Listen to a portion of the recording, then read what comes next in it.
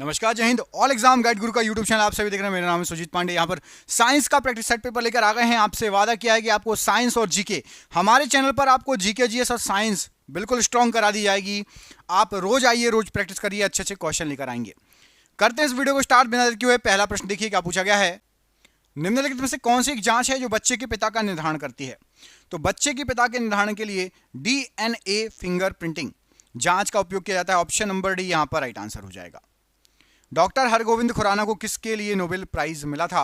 तो डॉक्टर हरगोविंद खुराना जी को genetic code की खोज के लिए नोबेल प्राइज मिला था। तो यहां पर ऑप्शन नंबर ए राइट आंसर है, जेनेटिक कोड की खोज के लिए। डीएनए का मूल मात्रक बताइए। तो डीएनए का मूल मात्रक होता है आपका न्यूक्लियोसाइड। ऑप्शन नंबर यहां पर सी, न्यूक्लियोसाइड, ये डीएनए का मूल मात्रक होता है। आत्महत्या की थैली किसे कहा जाता है? तो आत्महत्या की थैली लाइसोसोम को कहा जाता है। ऑप्शन नंबर सी, लाइसोसोम को आत्महत्या की थैली कहा जाता है।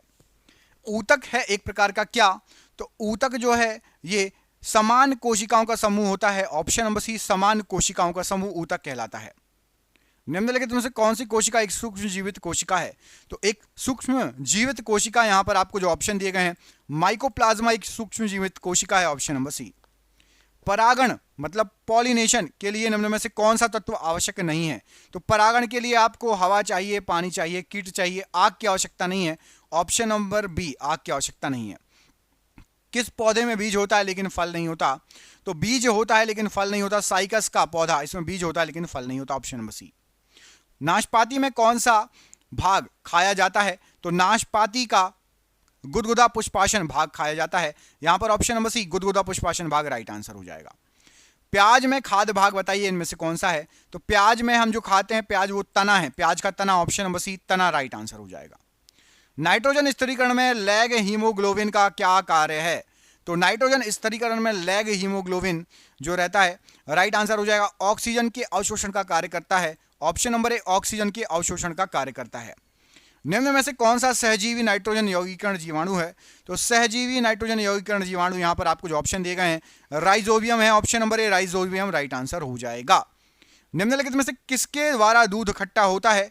तो दूध जो खट्टा होता है ये आपका बैक्टीरिया के कारण दूध खट्टा होता है। ऑप्शन नंबर सी, बैक्टीरिया के कारण दूध खट्टा होता है। ऑप्शन नंबर सी। एचआईवी द्वारा होने वाला रोग बताइए। तो एचआईवी वायरस के द्वारा होने वाला रोग है आपका एड्स। ऑप्शन नंबर डी यहां पर एड्स राइट आंसर हो जाएगा इस प्रश्न के लिए। खसरा या मेजल्स निम्नलिखित में से किसके संक्रमण के कारण होता है? तो खसरा जो होता है ये विषाणु के संक्रमण से होता है। ऑप्शन नंबर बी, विषाणु के संक्रमण से खसरा होता है। शैवालों की कोशिका भित्ति किसकी बनी होती है? तो शैवालों की जो कोशिका भित्ति बनी होती है वो सेलुलोज की बनी होती है। ऑप्शन नंबर सी, सेलुलोज यहां पर राइट आंसर हो जाएगा शैवालों की कोशिका भित्ति के लिए। साबूदाना या सैगो किससे बनाया जाता है? तो साबूदाना या सैगो ये आपका साइकस के पौधे से बनता है। यहां पर आपका राइट आंसर हो जाएगा ऑप्शन नंबर डी, साइकस के पौधे से प्राप्त होता है। ऑप्शन नंबर डी यहां पर राइट आंसर हो जाएगा। धनिया में उपयोगी अंश कौन सा है? तो धनिया के पत्ते और सूखे फल पीस के हम पाउडर बनाते हैं और धनिया के पत्ते यूज करते हैं। ऑप्शन नंबर सी यहां पर राइट आंसर है, पत्ते और सूखे फल। भोजन का पाचन निम्नलिखित में से किस अंग में प्रारंभ होता है?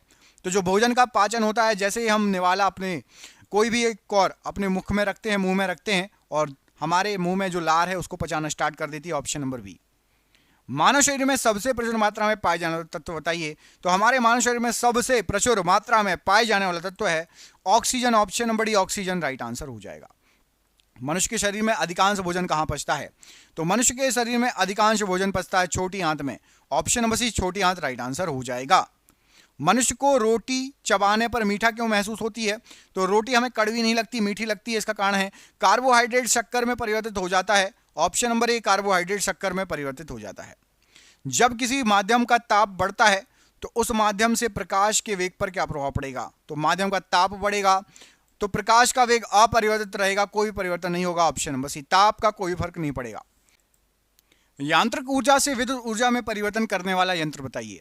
यांत्रिक ऊर्जा से विद्युत ऊर्जा में परिवर्तन करने वाला यंत्र, तो यहां पर राइट आंसर हो जाएगा यांत्रिक ऊर्जा से विद्युत ऊर्जा में परिवर्तन, dynamo. Option number C, dynamo right answer है। कांच क्या है? इनमें से कांच क्या है आपको बताना है। तो कांच यहां पर राइट आंसर हो जाएगा, ये अति शीत द्रव कहलाता है। ऑप्शन नंबर सी, अति शीत द्रव कहलाता है कांच। Option number C. श्वेत फास्फोरस किस में डुबा कर रखा जाता है? तो सफेद फास्फोरस को हम जल में डुबा के रखते हैं। ऑप्शन नंबर ए, जल में डुबा कर रखते हैं सफेद फास्फोरस को। कौन सा कांच लेंस के लिए प्रयुक्त किया जा सकता है? तो लेंस के लिए प्रयुक्त किया जा सकता है फ्लिंट कांच। ऑप्शन नंबर ए पढ़िए, फ्लिंट कांच, ये आपका लेंस के लिए प्रयुक्त किया जा सकता है। ऑप्शन नंबर ए, फ्लिंट कांच यहां पर राइट आंसर हो जाएगा इस प्रश्न के लिए। आवाज की तीव्रता की इकाई बताइए। आवाज की तीव्रता की इकाई क्या होती है? तो आवाज की तीव्रता की इकाई होती है आपकी decibel. Option number C, decibel में मापते हैं हम कितनी तीव्रता का जो है आवाज है। Option number C, decibel. हमारे हृदय का औसतन वजन कितना होता है? तो हमारे हृदय का औसतन वजन होता है 340 ग्राम। ऑप्शन नंबर ए, 340 ग्राम। रेगिस्तान में मृगमरीचिका का क्या कारण होता है? तो रेगिस्तान में मृगमरीचिका का जो रीजन होता है वो होता है प्रकाश का पूर्ण परावर्तन। ऑप्शन नंबर ए, प्रकाश का पूर्ण परावर्तन राइट आंसर है। पेंडुलम घड़ी किस ऋतु में अक्सर तेजी से चलती है? तो पेंडुलम जो घड़ी है वो शीत ऋतु में तेजी से चलेगी। ऑप्शन नंबर बी, शीत ऋतु में। मोटर कार की साइड मिरर के रूप में उपयोग होने वाला दर्पण बताइए। तो मोटर कार के साइड मिरर के रूप में उत्तल दर्पण का यूज करते हैं, उपयोग करते हैं। ऑप्शन नंबर ए, उत्तल दर्पण राइट आंसर है। कार की बैटरी में जिस बैटरी का संचालक के रूप में प्रयोग होता है वह कौन सी है? तो कार की बैटरी में राइट आंसर हो जाएगा सल्फ्यूरिक एसिड बैटरी का यूज होता है।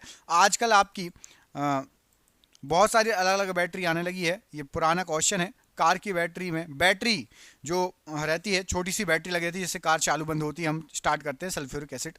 Option number C. छिली हुई सब्जियों को धोने से कौन सा विटामिन निकल जाता है? तो छिली हुई सब्जियों को धोएंगे तो आपका विटामिन सी निकल जाएगा। Option number B, vitamin C यहां पर राइट आंसर है। निम्नलिखित में से किसकी उपस्थिति के कारण दूध में मिठास आती है? तो दूध के अंदर जो मिठास आती है वो लैक्टोज की उपस्थिति के कारण आती है। ऑप्शन नंबर सी, लैक्टोज की उपस्थिति से दूध में मिठास आती है। प्रकाश संश्लेषण की क्रिया में किस प्रकार का प्रकाश सबसे अधिक प्रभावशाली होता है?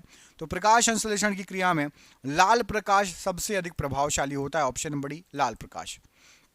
पौधों की लंबाई में वृद्धि के लिए आवश्यक नहीं है इनमें से क्या? तो पौधों की लंबाई में वृद्धि के लिए कैल्शियम, नाइट्रोजन और फास्फोरस चाहिए।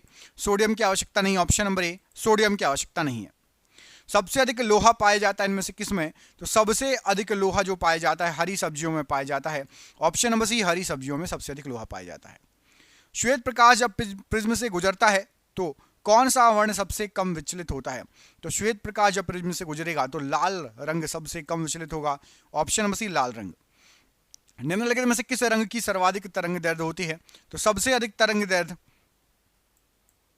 ऑप्शन नंबर ए, लाल रंग की होगी। ऑप्शन नंबर ए। जब मैक संख्या 1 हो तो ध्वनि को क्या कहा जाता है? तो जब मैक संख्या 1 हो तो ध्वनि को ध्वनिक कहा जाएगा। ऑप्शन नंबर ए, ध्वनिक राइट आंसर हो जाएगा, मतलब सुन सकते हैं ऐसी ध्वनि। Option number A. Centre for DNA fingerprint diagnostic CDFD कहां पर स्थित है?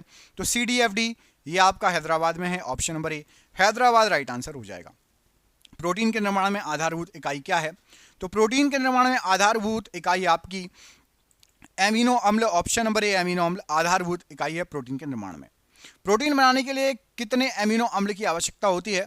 तो प्रोटीन को बनाने के लिए ऑप्शन नंबर सी, 20 प्रकार के एमिनो अम्ल की आवश्यकता होगी। ऑप्शन नंबर सी। डीएनए संश्लेषण का प्रतिपादन किसने किया था? तो डीएनए संश्लेषण का प्रतिपादन आर्थर कॉनबर्ग ने किया था। Option number A, Arthur Kornberg right answer है। जीन का आकार इनमें से कैसा होता है? जीन का आकार, तो याद रखिएगा जीन का आकार सर्पाकार होता है। ऑप्शन नंबर ए, सर्पाकार होता है जीन का आकार। महान वैज्ञानिक आर्किमिडीज का संबंध किस देश से है? तो आर्किमिडीज जो हैं ये संबंधित है आपके ग्रीस देश से। ऑप्शन नंबर डी, ग्रीस से संबंधित है आर्किमिडीज। न्यूटन मीटर किसका मात्रक है? तो न्यूटन मीटर जो है ये आपका ऊर्जा का मात्रक है। ऑप्शन नंबर डी, ऊर्जा का मात्रक है न्यूटन मीटर।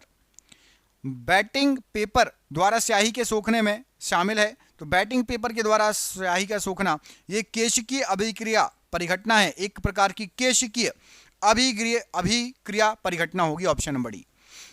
बॉक्साइट किसका अयस्क है? तो बॉक्साइट आपका एल्यूमिनियम का अयस्क है। ऑप्शन नंबर सी, एल्यूमिनियम का अयस्क है बॉक्साइट। यहां पर option number C right answer हो जाएगा। चाकू से काटी जा सकने वाली धातु बताइए। तो चाकू से काटी जा सकने वाली धातु यहां पर आपको जो ऑप्शन दिए गए उनमें से आपको बताना है राइट आंसर हो जाएगा sodium, option number D, sodium यहां पर राइट आंसर है। अगला क्वेश्चन है सोडियम धातु का संग्रहण किस में करना चाहिए? तो सोडियम जो धातु होती है इसको हम मिट्टी के तेल में रखते हैं, ऑप्शन नंबर बी, मिट्टी के तेल में रखना चाहिए, ऑप्शन नंबर बी। लोहे का शुद्ध रूप क्या है? तो लोहे का शुद्ध रूप है आपका पिटवा लोहा, ऑप्शन नंबर बी, पिटवा लोहा राइट आंसर है।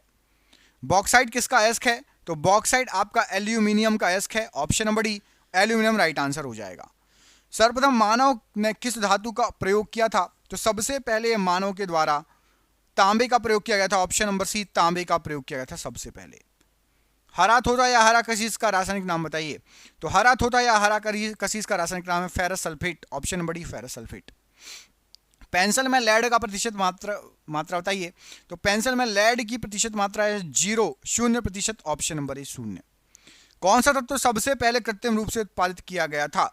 तो सबसे पहले कृत्रिम रूप से प्लूटोनियम को उत्पादित किया गया था, ऑप्शन नंबर सी, प्लूटोनियम यहां पर राइट आंसर हो जाएगा। यहां पर जो ऑप्शन दिए गए इसमें से प्लूटोनियम, ठीक है। निम्नलिखित में से किसे यशद पुष्प कहते हैं? यशद पुष्प, तो यशद पुष्प कहा जाता है जिंक ऑक्साइड को, ऑप्शन नंबर यहां पर आपका डी राइट आंसर है, जिंक ऑक्साइड यशद पुष्प। नीला थोथा किसे कहा जाता है? नीला थोथा, तो नीला थोथा कहा जाता है आपका कॉपर सल्फेट को, ऑप्शन नंबर ए, कॉपर सल्फेट को नीला थोथा कहा जाता है। प्रोड्यूसर गैस किसका मिश्रण होता है? तो प्रोड्यूसर गैस जो होती है ये CO और N2 का मिश्रण होती है, ऑप्शन नंबर ए, CO और N2 राइट आंसर है प्रोड्यूसर गैस के लिए। अगला क्वेश्चन है किस वैज्ञानिक ने सर्वप्रथम आवर्त सारणी का निर्माण किया था? तो सबसे पहले आवर्त सारणी का निर्माण जो किया गया था यह किया गया था मेंडलीफ के द्वारा, ऑप्शन नंबर यहां पर बी राइट आंसर है, मेंडलीफ ने सबसे पहले आवर्त सारणी का निर्माण किया था। आधुनिक आवर्त सारणी का प्रतिपादन किसने किया?